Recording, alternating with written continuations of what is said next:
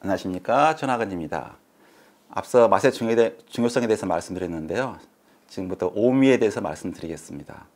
그래서 오미를 말할 때 뭐부터 말할까 좀 고민을 많이 해봤어요. 단맛부터 말하는 건 맞는데 그 다음에 뭘 말하지? 보통 단맛하고 신맛하고 짝을 이루기 때문에 단맛하고 신맛하고 말하려고 그랬는데 오늘은 그냥 우리가 흔히 알고 있는 게 달면 삼키고 쓰면 배타라, 그러니까 단맛하고 쓴맛을 먼저 말씀드리려고 합니다. 그 수용체 측면에 봐서는 이렇게 향기 물질을 감각하는 것하고 쓴맛을 감각하는 것하고 감칠맛을 감각하는 것하고 단맛을 감각하는 것 똑같이 이렇게 GPCR 형태 분자가 달라붙으면 얘가 직접 뭐 신호를 물질을 발생하지 않고 옆에 있는 시스템 G 프로테인 체계를 통해서 신호를 발생시키는 체계를 갖고 있습니다. 그래서 같은 원료 작동하고 있고요.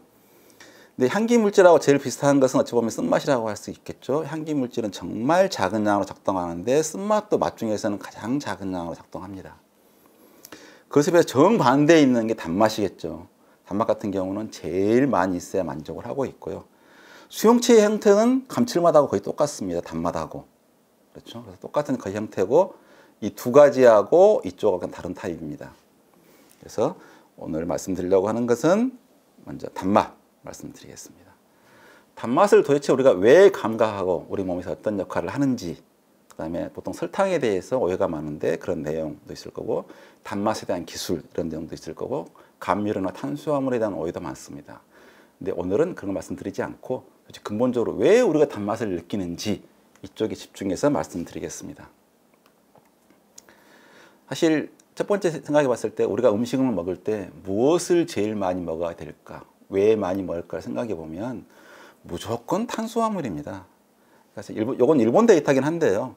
일본 같은 경우는 70%, 옛날에는 더 많을 때 80% 가까이 탄수화물을 먹다가 2000년대까지만 하더라도 거의 60% 가까이 먹었습니다. 그래서 지금 현재 영양학자들 권장하는 양은 이게 한 50% 정도를 탄수화물을 권장하고 있고요. 나머지 그 단백질과 지방을 25%, 20% 권장하고 있습니다.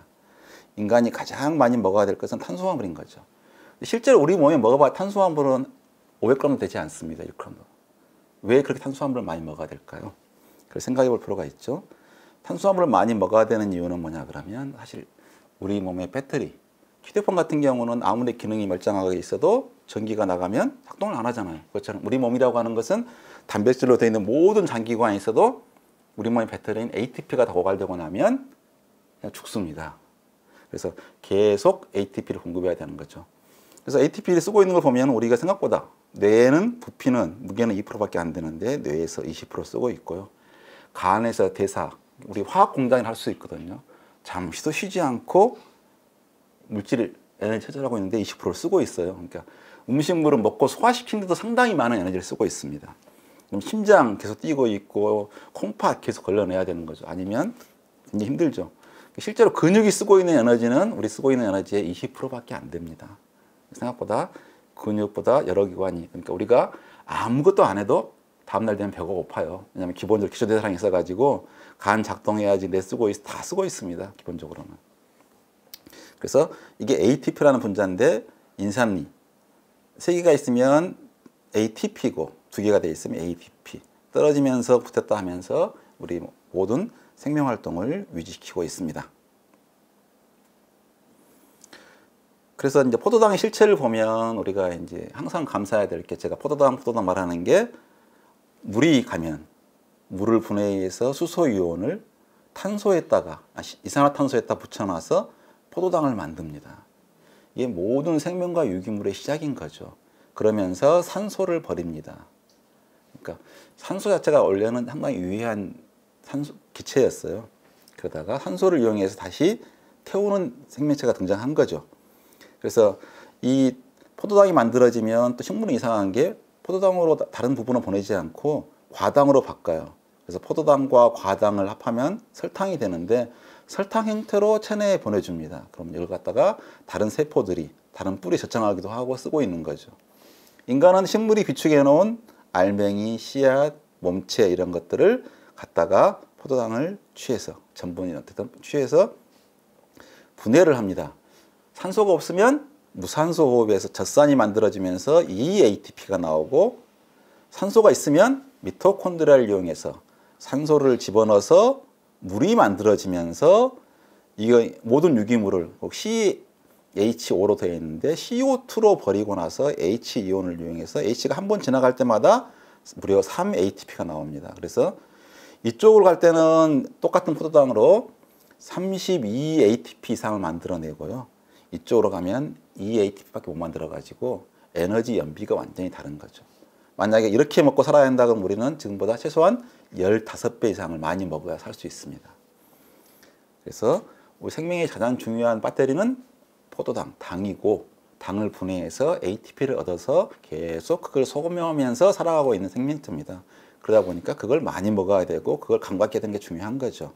그래서 인간의 혈관으로는 포도당이 흐르고 있고 식물의 혈관에는 체관에는 그죠? 설탕이 흐르고 있습니다. 그래서 보통은 근데 체액일 때 조금 흐르는 체액 볼 때는 그때는 느낄 수 있지만 실제로는 그 많지 않고 감자, 고구마 땅속에 저장하고 있거나 알맹이로 묘하게 하나 있는 게 존재가 몸체에 있다 저장하는 거 설탕 그대로 사탕수수가 그러고 있죠. 사탕수수는 사실은 세계에서 4대 작물, 5대 작물에 속할 정도로 생산성이 엄청나게 좋아서 많은 양이 생산돼서 많은 칼로리를 감당하고 있습니다. 그래서 우리가 뭐 온갖 종류의 뭐 감자를 먹고 그죠? 감자를 먹고 밀을 먹고 옥수수를 먹고 쌀을 먹고 뭐 이게 정말 중요한 식량 자원이죠. 제일 많이 먹고 있는 것은 옥수수고 두 번째가 쌀이고 세 번째가 밀입니다. 그 다음이 사탕수수가 될 거예요 아마. 그 다음에 콩. 이 정도가 우리 먹고 있는 거의 80% 정도를 담당하고 있죠. 얘를 먹인 가축을 먹거나. 그래서 이 안에 들여다보면 결국 전분이 들어있고요. 전분이라고 하는 것은 포도당이 얼만큼 어떻게 많이 묻혀있냐의 차이고 다 포도당으로 환원이 됩니다. 그래서 우리가 소화를 하고 발효를 하고 할 때는 전부 다 포도당 단위로 끊어줘야만이 소화흡수가 일어나는 거죠. 그래서 탄수화물을 많이 먹어야 되기 때문에 다른 만물질 같은 경우는 어떤 게 아예 쾌감이 거의 있다 없다가 사라지는 것도 있고 좀 있으면 다가 사라지는 게 있고 어떤 것은 좀 더 많이 있다가 사라지는 게 있는데 설탕은 엄청나게 많이 먹어도 설탕이 유지되는 거죠. 그래서 가장 쾌락 성분이라고 할 수 있습니다. 그래서 조상들은 옛날부터 단 것에 갈망했어요. 그래서 제일 옛날에 이야기 많이 하시죠? 그죠? 호랑이 온다 그럴 때는 애가 울음을 안 그치더니 꽃감을 준다 그러니까 이걸 딱 붙이니까 호랑이가 자기보다 무서운 존재가 있다 생각하고 도망갔다는 꽃감이 얼마나 맛있었으면 요즘 애들은 꽃감 좀 잘 안 먹을걸요? 하도 먹을 게 넘어서 훔쳐서 감보다는 포도가 훨씬 더 답니다. 포도를 말려놓은 게 건포도죠.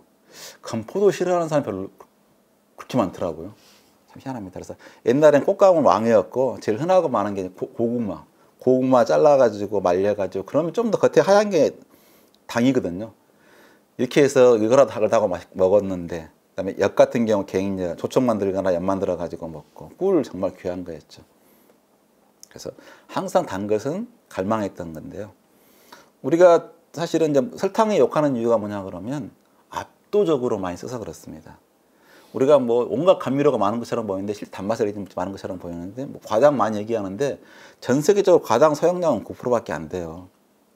그 다음에 설탕을 대체할 목적으로 고감미 감미제가 나왔는데 이것들은 보통 100배 이상 되거든요. 그러면 사실 설탕이 1,000원이라 그러면 얘 같은 경우 100배가 더 이상 강도가 강하니까 100배 강하니까 가격이 10만 원 해도 똑같은 가격으로 쓸 수 있는 거예요. 그러면 이걸 갖다가 10만 원, 20만 원 한 걸 가격을 낮추면 훨씬 더 시장을 지배해야 될 것 같은데 이런 합성 감미료가 등장한 지가 100년이 넘었습니다. 종류는 엄청나게 많은데 겨우 아스파탐, 사카린, 수크랄로스 이런 거 쓰고 있고요. 시장은 10%를 넘지 못합니다. 왜 설탕이 이렇게 압도적인 지배를 하고 있을까요? 그것부터 생각하는 게 마치 설탕 마체가 특별한 문제 있는 것처럼 말한 것은 맞지 않죠. 사실 설탕이 나쁘다 그러면 말이 안 돼요. 왜 말이 안 되냐 그러면 설탕 그대로 있으면 소화흡수가 안 돼요. 가장 우리가 전분으로 되면 소화흡수 안 되는 거잖아요. 셀룰로스 소화흡수 안 되고 끊어져야 되는 거잖아요. 설탕으로 돼 있을 때는 포도당과 과당이 하나씩 돼 있는데 이렇게 흡수되는 게 아니라 반드시 쪼개져서 포도당으로 들어오고 과당으로 들어온 다음에 다시 포도당으로 전환돼서 소비되는 거예요. 그러면 포도당이 나쁜가요? 과당이 나쁜가요? 따져야 되는 거지. 사실 설탕 같은 경우는 소화 흡수가 안 됐으면은 우리 몸에 칼로리도 안 주고 살도 안 찌게 지나갔을 거예요. 그럼 다 우리가 설탕이 영향을 주고 있는 것은 걔가 분해돼서 포도당과 과당 형태로 흡수가 되니까 일어나는 이야기인데, 그러면 사람들이 포도당이 나쁜가요? 과당이 나쁜가요? 따져야 되는데 왜 설탕 나쁜 걸 따지고 있는, 좀 말이 이상한 거죠. 그래서 사실 포도당이 만들어지면 이렇게 온갖 과당, 갈라톡스. 근데 포도당 다음에 과당 만들어진 다음에 아까 말씀드린 것처럼 식물은 무조건 과당을 만들어서 설탕 형태로 주고받고 하는 것은 워낙 쉽게 일어나는 일이고, 좀 어려운 게 만로스라는 당을 만드는 거고, 그 다음에 갈락토스가 만들어져요. 갈락토스와 포도당을 합해놓으면 이게 유당이 됩니다. 엄마젖에 가장 많이 들어있는. 그리고 포도당 형태가 2개 모여 있으면 우리가 저촉 만들 때 메가당이 되는 거고, 3개 이상 되면 물엿이 되고, 이거 10개 이하가 되면 덱스트린 되고, 그 다음에는 거의 없어요. 그 엄청나게 수백 개, 수만 개, 수백만 개 모여 있는 전분이 되고 있는 거죠. 그럼 실제로 물엿이나 덱스트린이나 이런 것들은 전분을 분해해서 만들지 이걸 꺼내서 만들지는 않습니다. 전분에 워낙 포도당이 많이 묻혀 있으니까 조금 덜 잘랐다 그러면 덱스트린 되는 거, 더 잘랐다 그러면 저디 물엿, 더 많이 잘랐다 고디 물엿, 메가당, 포도당. 포도당을 갖다가 효소화하면 처리되면 과당 만들어지고, 이렇게 만들어 포도당과 과당이 같이 들어있는 것을 액상과당 이렇게 말하죠. 쉽죠? 근데 유당을 갖다가 보고 있으면, 그러니까 엄마 젖 성분을 보면 엄마 젖의 대부분은 물입니다. 물이고 거기에 지방 들어있고, 상당히 아쉬운 건 단백질량이 불과 1%도 안 돼요. 그 다음에 당이 7%나 됩니다. 사실 우유보다 훨씬 이걸로 보면 성분이 나쁘죠. 근데 왜 굳이 포유류는 유당을 만들까요?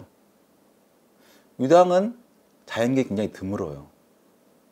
그거 만들려고 그러면 반드시 포도당을 들어가가지고 포도당으로부터 여기 효소를 거쳐서 갈락토스를 만들어야 되고, 이게 좀 약간 험난한 과정이고, 갈락토스 만든 다음에 또 포도당하고 붙여야만 유당이 만들어질 건데 애써서 유당으로 보내준다고. 왜 굳이? 소화하기 편한 포도당으로 그냥 보내주면 되지. 아니면 과당으로 보내가주든가 과당하고 설탕으로 보내주지. 왜 인간은, 아니 인간뿐만 아니라 모든 포유류는 유당으로 만들어서 보낼까요? 그 불편한. 근데 그런 질문은 별로 안 하는 것 같아요. 사실 유당으로 먹게 되면 왜 안 좋냐 그러면 영양도도 안 좋지, 감미도도 설탕이 20%밖에 안 돼. 달지도 않아. 근데 이게 이렇게 효소가 있으면, 다시 갓난이 때 소화가 있어요. 끊으면 포도당과 갈락토스로 분해되고, 그래야 흡수되고 갈락토스는 다시 포도당으로 전환시켜야만이 대사가 되는 거죠. 근데 옛날에 우리 같은 경우는 이제 1살이 넘어가면 이 효소가 사라져 버려요. 갑자기 사라져 버리니까 우유를 먹으면 소화가 안 되고 그대로 거북하게 있다가 장으로 가요. 장으로 가면 세균 중에 일부는, 부패균 같은 경우는 유당을 이용해서 활발하게 자라요. 와, 이렇게 고마웠어 그러면서 마구 분해하고 자라면서 가스를 만들어서 복통이 불글불글하고 못 참고 옛날 같으면 다 화장실로 직행했어요.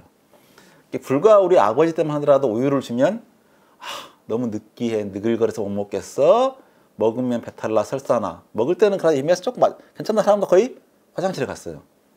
근데 정말 이상한 게 기껏해야 부모하고 있을 때밖에 안 지났잖아요. 그 사이에 무슨 수로 요즘 애들은 설사를 안 하는 거야. 그러니까 인간의 적응력이 얼마나 뛰어난 건지. 옛날 같은 경우 사실 삼겹살, 고등어 못 먹었어요. 기름 많은 거. 그러니까 우리 몸이 굉장히 장이 버티는 능력이 좋아지는 거죠. 이 정도 균이 옛날 같으면은 균총이 달라가지고 막 부글부글 끓었을 건데, 그 정도 뭐 항상 영양분이 넘치는데 뭐 영양분이 넘치는 상태에 적응되는 미생물 풀어라 해서 거기 유당 좀 더 들어간다고 뭐 별로 그런 것 같아요. 결국 근데 이런 징벌이 만들어진 계기를 생각해 보면, 포유류 같은 경우는 어른 같은, 특히 인간 같은 경우는 그렇죠. 갓난이가 아무것도 못 하잖아요. 근데 예전에는 뭐 대부분, 그러니까 자기의 번식할 정도까지 자라는 동물이 이렇게 수백만 종 중에서 불과 4종에 불과할 정도로 굶어 죽고 맨날 했는데, 저 갓난이는 엄마 젖을 먹고 잘 자라. 자기는 배고파 굶어 죽고 있어. 그럼 갓난이 수명이 상당히 위험하겠죠. 그래서 애써서 유당으로 만들어서, 갓난이 때는 애써서 유당을 분해하는 효소를 만들었다가, 더 중요한 건 1살이 지나면 분해하는 효소가 사라지는 유전자까지 있는 거죠. 3가지가 있어야 되는 거죠. 합성하는 유전자, 분해하는 유전자, 1살 되면 그걸 꺼버리는 유전자까지 있어서 그렇게 포유류의 갓난이를 보여준 거죠. 그런데 그게 어느 순간 이제 갑자기 인간은 특이한 현상이 일어났죠. 뭐죠? 가축을 했어요. 젖이 남아 돌아가. 그걸 통해서 그럼 바로 먹으면 설사가 나. 그걸 치즈를 만들어서 당을 없애버리든가 먹여서, 아니면 그대로 먹고 살아야 되는데 갓난이 먹었겠죠. 점점점 그걸 먹고도 버티는 애가 늘어나니까 낙농했던 지역에서 번져가지고 이쪽의 인구는 불과 4,000년이 안 돼서 우유를 소화할 수 있는 인간이 전 세계적으로 쫙 펼쳤고요. 우리나라 아직까지 소화를 못 시키는 지역, 전혀 우리가 못 시킨 지역도 있고요. 이게 속합니다. 그러니까 우리 인간이 지난 수십만 년 동안 전혀 안 변한 것도 많은데 변한 것도 굉장히 많습니다. 그리고 수십 년 만에 바뀐 것도 있고 수백 년 바뀐 것도 있고 1000년에 걸쳐서 바뀐 것도 있고.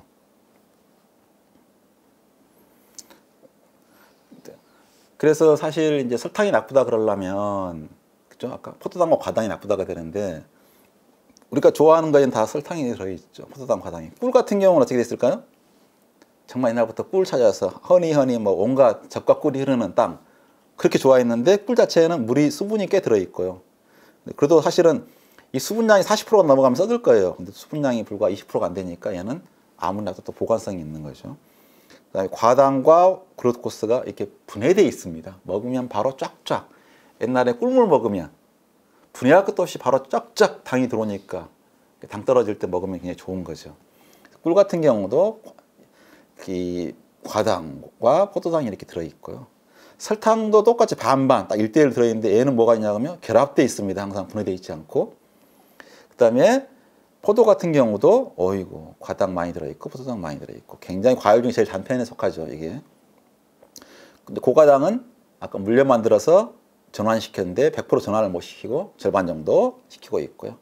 그다음 주스, 설탕이 나쁘니까 천연 아가베 시럽을 넣겠습니다. 그런데 아가베 시럽에는 과당이 이렇게 많이 들어있네요. 분해된 상태로. 그러니까 설탕을 대체하려는 노력 자체는, 설탕을 줄이려는 노력은 괜찮은데 대체하려는 노력은 별로 효과적이지 않은 경우가 많습니다.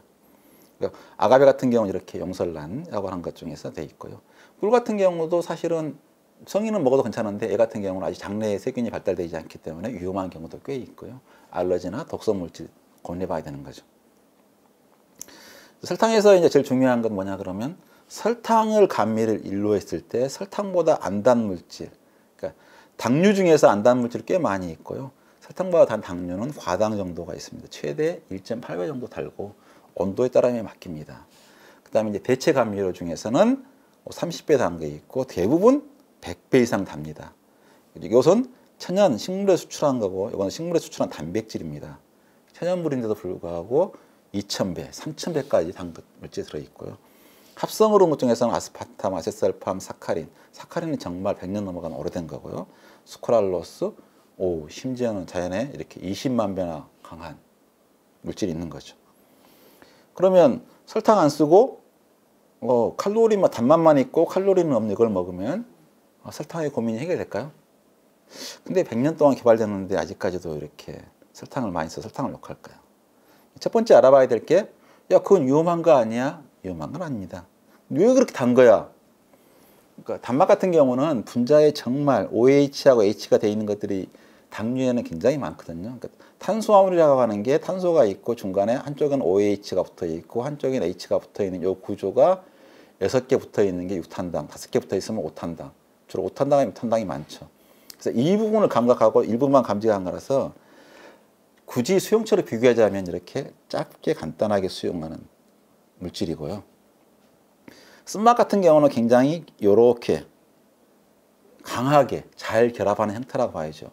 요거 같은 건 잠깐 살짝 붙어 들어갔다 하니까 강력한 느낌을 주지 못하고 많이 들어가야 느낌을 줄 수 있는 수용체라고 볼 수 있겠죠. 근데 합성 감미료 중에서는 그냥 여기까지부터 철커덕 붙어서 잘 안 떨어지는 게 있습니다. 그래서 100배, 200배 이상 철커덕 오래 잘 붙어 있으면 감미가 센 거고요. 원래는 얘가 상당히 약하게 결합된 것이 특이한 거지, 보통 100배, 2배 정도 강하게 이렇게처럼 느끼는 게 정상적입니다. 그래서 합성 감미료는 이렇게 달다니 이상한 거 아니야? 수상한 거 아니야? 걱정할 필요는 하나도 없습니다. 그래서 사카린 같은 경우 EV, 사카린 같은 경우는 EV, 서클라멘 이쪽 이렇게 감작하고 있고요. 이 과당 같은 경우는 사실 온도에 따라서 이 위아래 모양이 약간 바뀌죠. 그러면 이쪽은 굉장히 달다고 느끼는데 이쪽은 달다고 느끼질 않습니다. 그래서 온도에 따라서 단맛이 변한다. 그러면 아까 합성 감미료 말씀드렸는데 합성 감미료를 이용해서 다이어트 제품이 그렇게 많이 나왔습니다. 식품회사 30년, 40년부터 정말 셀 수 없는 다이어트 제품을 개발했는데 다 실패를 했어요. 왜? 우리가 제일 칼로리를 차지하고 있는 당을 바꿨는데 뭘로요? 칼로리는 없고 감미만 주는 걸로. 근데 우리가 처음 혀로 먹을 때는 만족했어요.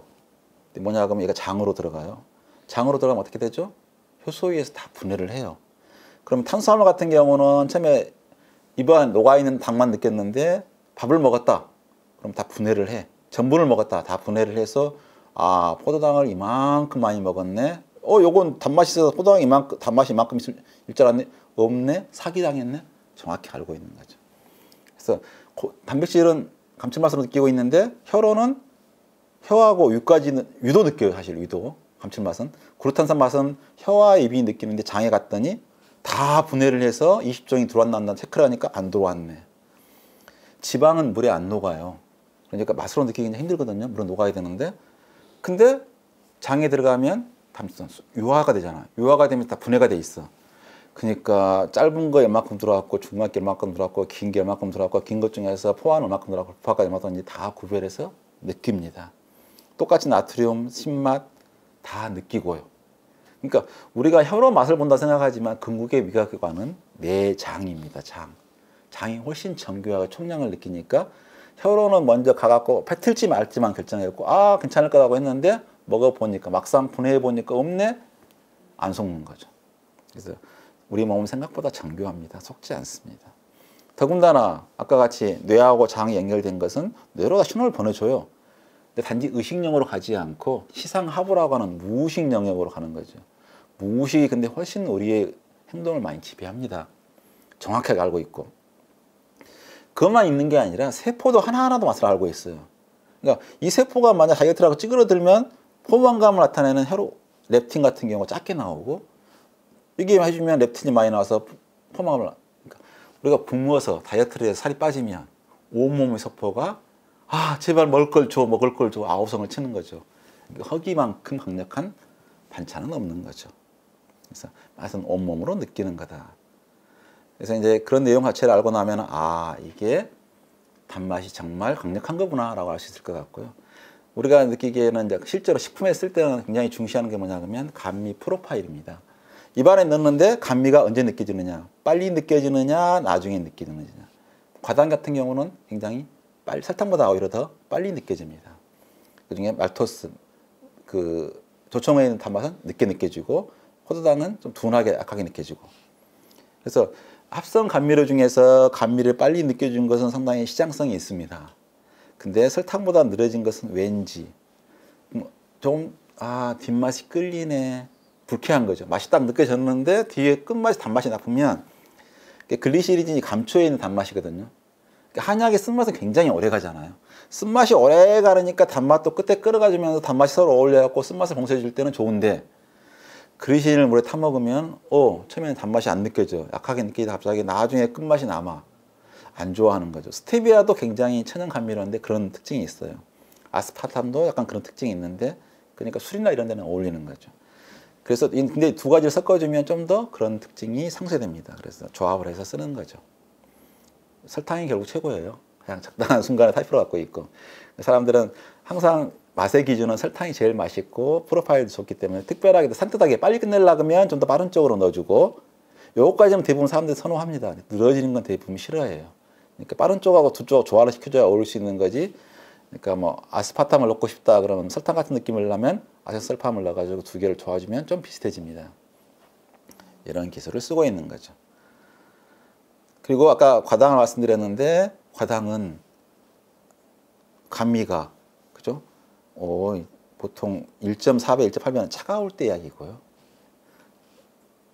뜨거워지면 감미를 확 잃어버립니다. 그래서 과일 같은 걸 냉장고에 보관하면 훨씬 맛있게 느껴지는 게 뭐냐 그러면 과일 중에 과당이 많거든요. 음료에도 과당이 좀 많이 들어있고 이런 경우에 차가운 경우에 가면은 단맛이 확 산뜻하고 깔끔하게 확 느껴지는 거죠. 그러면 향이 강하구나. 맛있구나라고 느껴집니다. 과학으로 하니까 쉽죠? 그리고 사실 고감미 감미제 쓰기 어려운 점이 하나 뭐냐면 이게 보통 100배에서 200배, 300 숫자 다 달라요. 다른 이유가 뭐냐 그러면 사카린이 600배 근데 600분의 1로 설탕 같은 것에 비해서 600분의 1로 느낄 때도 뭔가 단맛이 있다고 느낀 이야기지 설탕 10% 느끼려면 이거밖에 안 되는 거죠. 그러니까 처음에는 빨리 느껴지긴 하는데 얘가 용도를 늘린다고 설탕같이 비례적으로 감미가 올라가지 않고 감미의 지수가 낮아져 가지고 우리가 좋아하는 설탕 정도에 느끼려면 100배 정도. 이게 사이클라마이트도 어떤 데는 감미가 10배라고 된 것도 있고 30배라고 된 거 있는 것도 농도에 따라서 특히 이렇게 이제 감미가 강한 거에 쓰는 경우는 희석하면 효과가 떨어지는 경우가 많습니다. 고감미 감미제를 쓰게 되면 또 하나 단점이 뭐가 있냐면 아스파탐을 이렇게 넣어놨어요. 근데 아스파탐이 알데하이드를 만나거나 열에 의하거나 분해될 수가 있거든요. 분해되면 갑자기 감미가 뚝 떨어지니까 맛이 완전히 변해갖고 이상해져 버리는 거죠. 아스파탐이 들어가 있는 다이어트 콜라를 만들었어. 근데 갑자기 다이어트 콜라 맛이 이상할 수가 있는 아스파탐 자체가 분해돼 버리면 감미를. 아스파탐 같은 경우는 아미노산 2개로 돼 있거든요. 펩타이드 결합이 잘 분해가 돼요. 그러면 아스파트산하고 페닐알라닌은 분해가 되는데 둘 다 이건 약간의 감칠맛, 쓴맛이 나타나기 때문에 맛이 완전히 달라지는 거죠. 강력한 단맛이 되는 게 아니라 전혀 다른 맛이 되니까 전체적인 맛 균형이 완전히 무너져 버리는 그런 것도 있습니다. 그래서 이제 좀 결론 낼 게 오늘 설탕에 대해 말씀드릴 게 아니고 이것만 말씀드리고 싶어요. 요즘은 탄수화물이 나쁘다는 이야기를 많이 하는데 그렇지 않습니다. 탄수화물이 적정한, 탄수화물은 50% 정도까지, 요건 25%를 적당히 먹었을 때는 부작용이 제일 작아요. 단백질이 더 많고 지방도 작고. 근데 많이 먹게 됐을 때 탄수화물은 이만큼 더 먹으면 부작용도 이만큼 확 올라가는 거죠. 소화 흡수가 잘 되니까. 근데 단백질 같은 경우는 부작용이 더 작게 올라가고 지방은 더 작게 올라가는 거죠. 그러면 탄수화물을 이렇게 확 줄이면 부작용이 작게 일어나고 이것에 의한 부작용은 조금밖에 안 늘어나니까 이쪽이 살 잘 빠지고 좋습니다라고 말하는 게 이제 저탄고지인데 실제로 시간이 지나면 부작용이 나타납니다. 그리고 환경에 굉장히 리스크가 있죠. 왜냐하면 탄수화물에 비해서 단백질과 지방을 만들어내려면 3배 이상의 에너지가 들어가요. 그러니까 환경을 생각하면 사실은 이쪽을 먹는 게 좋고 적당히 먹으면 아무 문제 없이 제일 좋은 영양원이고요. 근데 우리가 먹을 걸 참기 힘드니까 일시적으로 도저히 안 되겠어. 그때는 이제 저탄고지를 통해서 그 맞는 사람이라면 해볼 수 있는 거지. 야, 이건 탄수화물은 나쁜 거야, 당은 나쁜 거야. 터무니없는 이야기는 좀 안 했으면 좋을 것 같아요. 그래서 사실 설탕 하나하고 다이어트 하나만 가지고도 1시간 얘기할 수 있는 게 있거든요. 다이어트는 1시간 얘기할 수 있고. 그래서 그러면 정말 잘난 사람한테 그러면 어떤 게 감미로 치고 제일 안전하고 좋은 거야? 라고 물어보세요. 제가 다 그게 거짓말이라는 걸 증명해 드릴게요. 간단하게. 그러니까 사실은 우리가 적게 먹어야 될 문제를 어떤 특정한 것의 문제로 삼지 말고 그중에 감미료 중에 설탕이 제일 안전하다. 이렇게 좋고 안전한 건 맞아. 싸고 저렴하고 좋은 건 맞아도 우리는 너무 많이 먹어서 문제를 일으키고 있구나 라고 생각하시는 게 맞습니다. 이렇게 간단하게 단맛에 대해서 알아봤습니다. 수고하셨습니다.